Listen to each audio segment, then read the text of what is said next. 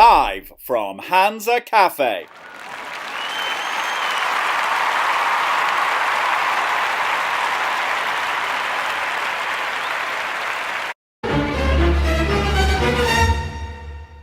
It's Mission to Run.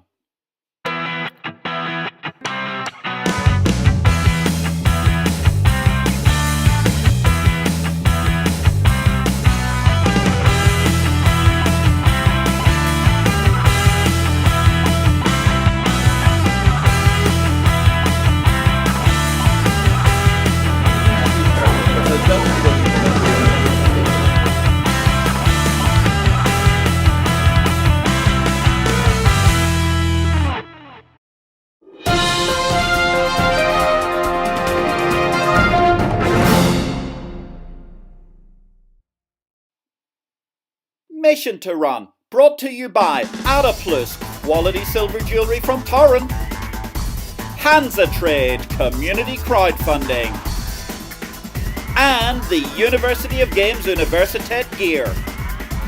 With special thanks to our special guest, Michal Sadowski, founder of Brand 24.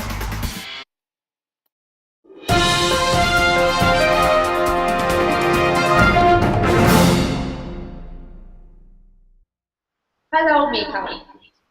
Hi, everyone. Let's do this.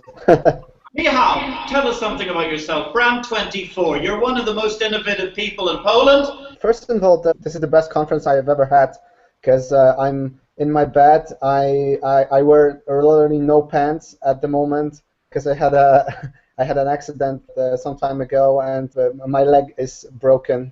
But again, this is the best conference ever because I get to talk while being in the bed and with no pants. So, perfect solution for me. We started a little over 3 years ago with the observation, really. We were always kind of passionate about knowing what people say about our products or ourselves online. And we were using a couple of internet monitoring services. We were not happy about them. They were not providing good results. They were not providing fast results, and we thought that this can be done better than those solutions. We were always in love with software as a service products. We were always in love with guys from 37 Signals who created Basecamp, who preach about SaaS products, and we decided to create our own product. We were working on this project for a little over a year. Then we released the private beta, then we released the commercial version of the product. From beta phase to commercial version, we converted 4% conversion, so from 1,000 testers, 4% became our customers in the first month, so we had 40 customers first month, and we are constantly growing. Currently, we are making a couple of millions of zlotys in annual revenue. We have customers from over 30 countries. We have just released a global version 6 months ago. So our global expansion is very, very young, but we can already see that it's pretty much easier than selling our product in Poland.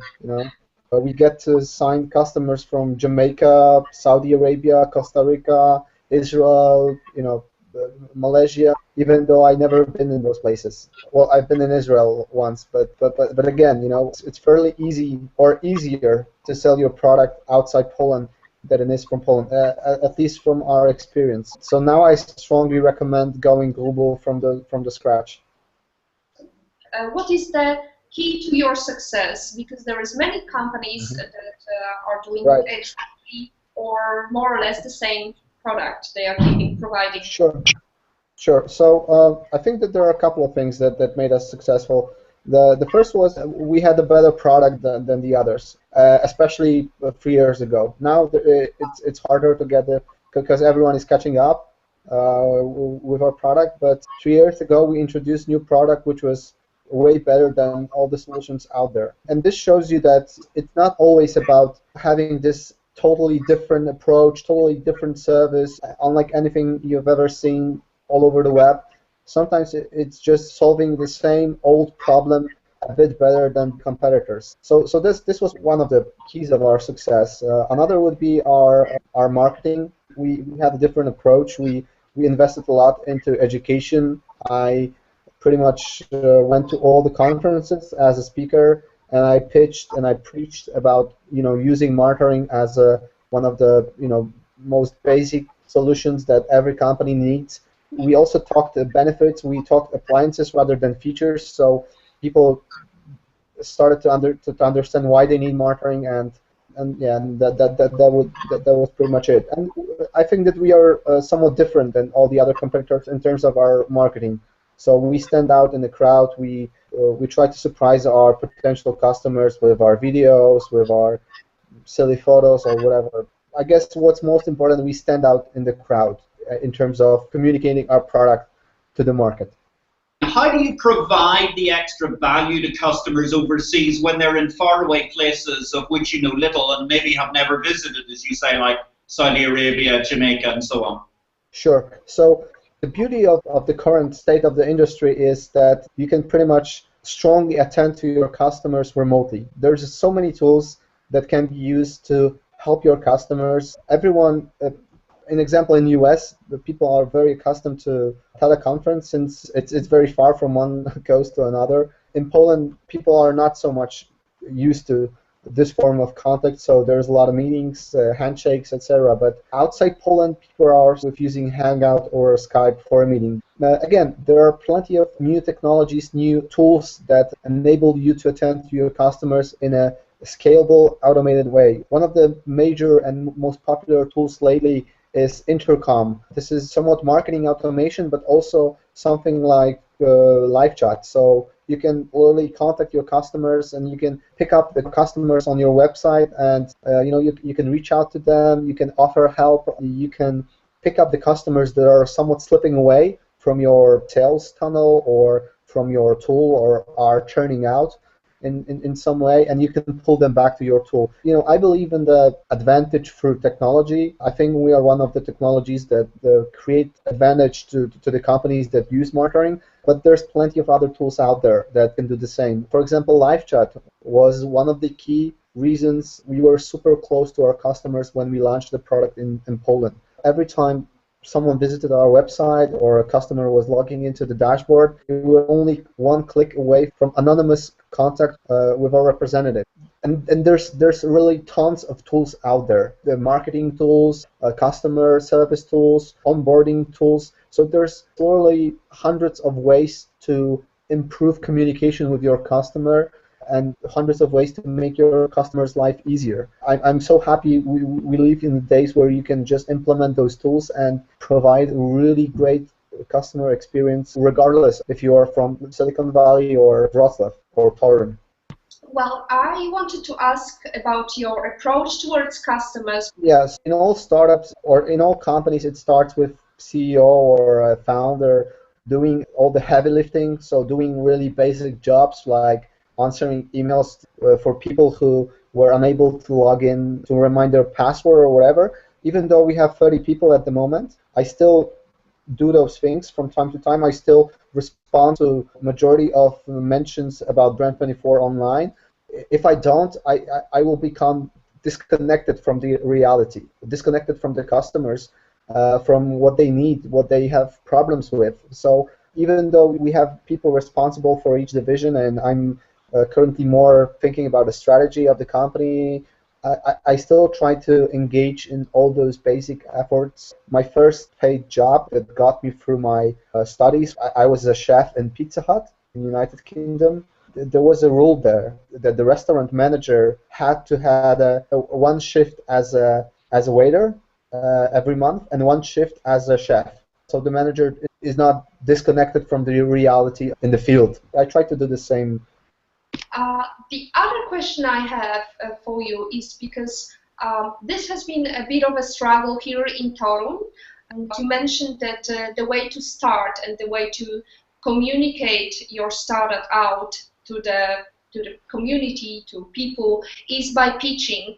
How did you manage to, excel in that? In terms of pitching, I did pretty much all the errors that, all the mistakes I could have made. We started with using too many buzzwords, and when we started Brand24, we were always saying that Brand24 is a social media monitoring and business intelligence and business analytics and blah, blah, blah, and other buzzwords that are not really saying anything about what we do. Because we thought that we'll look more mature, more like a proper company, etc. So sometime later, we decided to move away from this, and we started to communicate. So literally, my grandmother could understand what we do.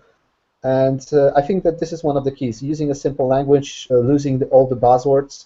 The second thing would be to be brief, compress the description of your product into one sentence. I have a huge problems with that because anytime anybody asks about my company, I want to tell everything. I want to tell about all the awards, all the customers, all the 30 countries that we're working on. And this is normal, right? Because this is like our child. The true skill is to be able to compress this into one sentence and to make people interested. So two things, being brief and not using buzzwords would be my recipe for a good pitch. Fabulous. Be brief, don't use your buzzwords, communicate with people well. I'm actually excited because you certainly haven't pushed back the frontiers of, bullshit bingo cards during the course of the conversation, Michal, and that's something that it has to be said at the lower levels of entrepreneurial achievement you hear so often, which becomes so difficult with people. Where do you see your business going in the course of the next 2 to 3 years? As a business, do you see changes in ownership? What's the world looking like for you going forward?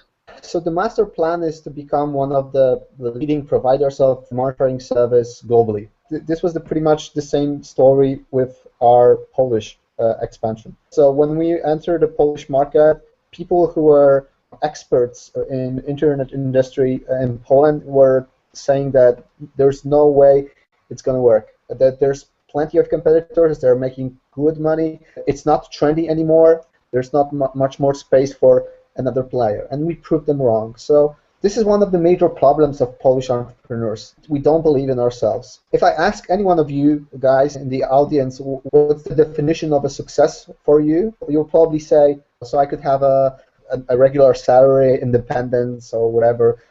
Someone else will say 1 million zlotys in revenue. Somebody maybe will say 10. But the thing is that you ask the same audience in Silicon Valley, they will all say $100 million or more in annual revenue. And it's not like they're aliens, unrealistic about the effort. They're just aiming high. And there's nothing wrong in aiming high. And anyone would ask me like 3 years ago if my company will be multi-million-dollar business, 30 people, customers all over the world, etc., etc. I would say, yeah, no fucking way. It would be super cool to have this. It would be super cool if we make it, but there's a little chance where we can do this, and I would be so happy if we can make enough money so I could have my salary and so I could pay my mortgage. That would be success for me. And yet here we are, and we achieved the things that we never dreamed of 3 years ago, and so now I see that you have to aim higher because it's possible. It's not easy, but I strongly believe that it can happen because I saw what's possible, and I saw that people I've been watching through Glass Ceiling 4 years ago, people like top internet thought leaders like Paweł Tkaczyk or Maciej Budzik or any well-known guys, I was looking at them and I want to be one of them. Like 4 years ago, I didn't know them. I was attending their presentations. I wanted to become speaker someday myself. But again, I was looking for a glass ceiling, and now we are friends, and I can probably say I'm one of those people myself. Why shouldn't I try to do the same globally? So again, we have to believe in ourselves because no one else will. I guess now the roles has changed. Tkaczyk wished to be you rather than the other way around, right? I don't know about that. I think they're doing pretty good, and there are moments in my life that are not looking so glamorous, and this is one of the additional problems with being an entrepreneur. Anyone browses through my Facebook profile or through my Instagram profile, it looks so cool, right? I travel all over the world. I brag about new customers from Jamaica, and it's so cool to be entrepreneur these days. But it's not. It is cool in many moments, and I still think that the pros outweigh cons by a long shot. But there are many moments where I find myself in the trunk of my 5-year-old car on the side of the highway after 18 hours of meetings with customers in Warsaw. I was driving for a few hours, and I was so sleepy that I had to get some sleep in the trunk. And I'm all with my split, and I'm in my hoodie because I'm cold. I don't look like a good advertisement for becoming an entrepreneur at this moment.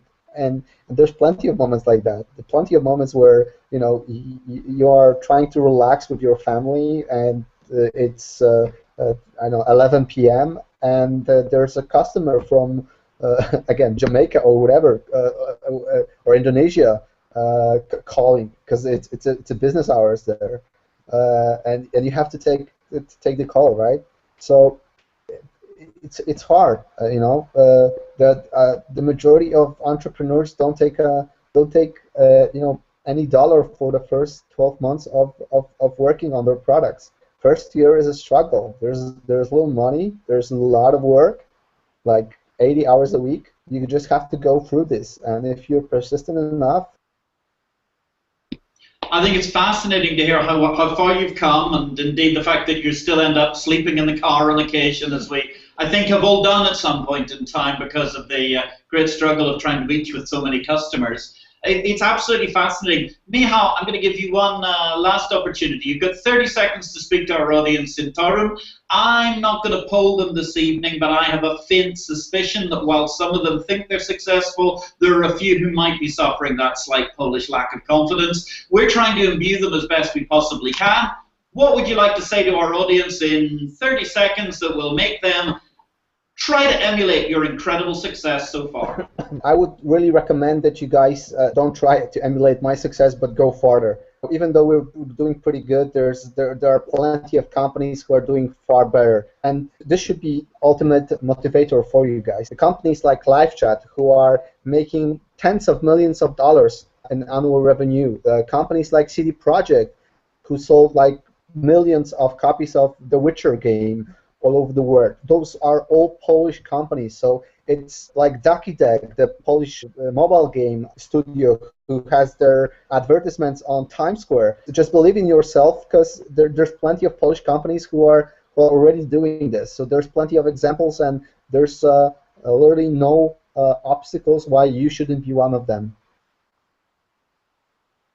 You know, Michal, you remind me of a great story, actually, which was when the Falkland Islands were invaded by the Argentines in 1982. The British Navy went out with a task force, and they sent out 17 Harrier jump jets. The Argentine Navy had 320 aircraft. Everybody said in the newspapers, "You're horribly outnumbered." The RAF said, "We believe this is a target-rich environment." And I think this evening you've talked to us about the target-rich environment that you see ahead of you, that's all around you, the opportunities there are in Poland. We'd love to see you in person sometime. Come by and sit on our comfy sofa in Hanza Cafe and we can have a coffee. Possibly not the best place to be right now with your broken leg, but we really, really appreciate the fact that you made it this evening. It's been fantastic to hear from you. Ladies and gentlemen, Michal Sadowski.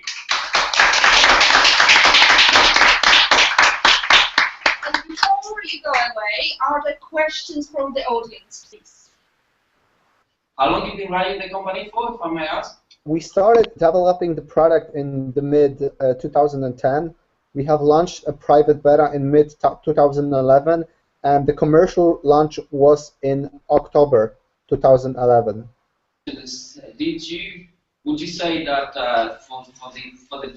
for the journey you had planning the business plan and so on, did you have to have last capital to start? No. The business plan are just guesses, right? If I tell you all the stories about how we created the product and how we created the crucial things like by pricing, you guys probably would lose all the respect or all the small respect you have for me if you have one, because it was all very, very amateurish. The pricing, we were like, should it be like 19? Yeah, it sounds good, right? Maybe 99. We should definitely have a 99 plan because it looks really cool on the website, right? So and then after 3 years, when we calculated all the profit margins, all the overheads real well, then we found out that, in example, 19 zlotys account has a minus 80% profit. But we are focused on the product. We are focused on our customers. Once you're starting, you purely base your business on some assumptions. Now it's a different story because we have all the data from past 3 years, and we can make educated guesses. At the start, you are making only guesses, not really educated. So I would just stick to the product you can create and being really close to your customers to get what they need and to see the world through their eyes, rather than to spend endless months on Excel or hours on Excel and on creating 6 years plan or 5 year plan or even 3 year plan. I have no fucking idea what will happen in 12 months, not to mention 3 years, right? Thank you very much, Michal. I was just wondering, who's your role model now?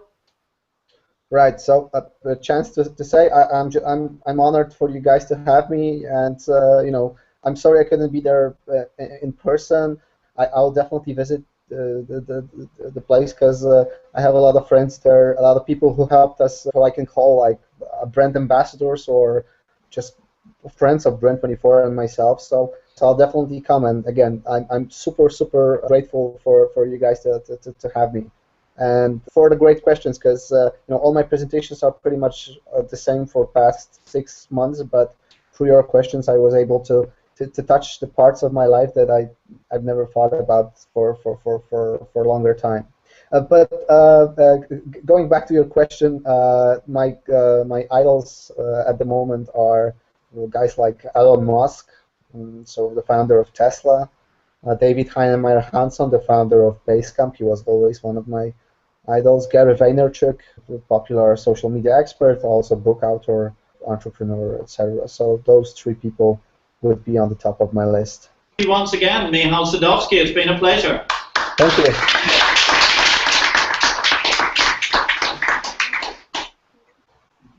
So, ladies and gentlemen, the next thing we're going to be looking at is a little rundown of our forthcoming events.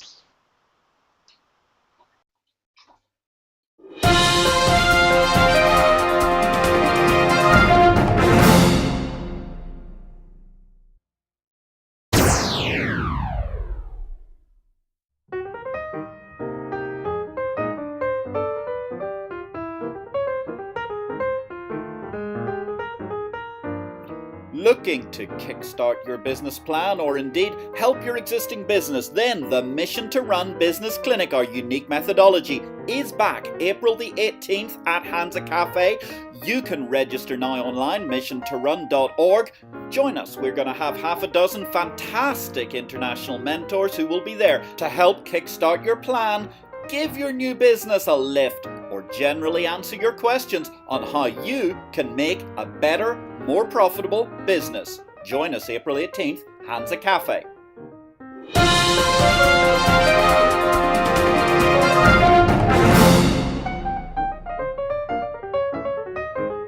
May 19th, it's a special day. We're going to be cooperating as Mission to Run along with Startup Bootcamp FinTech. They've got a great accelerator program for all FinTech startups happening during the summer. Therefore, join us for the Fast Track Day where you can go and pitch and you could win a place on one of the most prestigious FinTech accelerators in Europe. We look forward to seeing you there.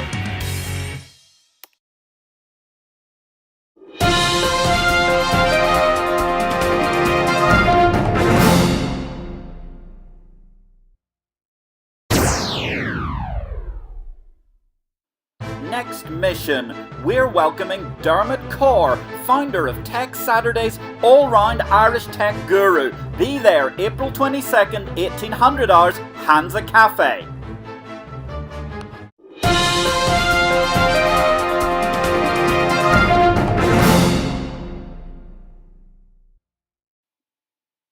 Mission to Run, brought to you by Adaplus, quality silver jewellery from ToRun. Hanza Trade, community crowdfunding. and the University of Games Universität gear.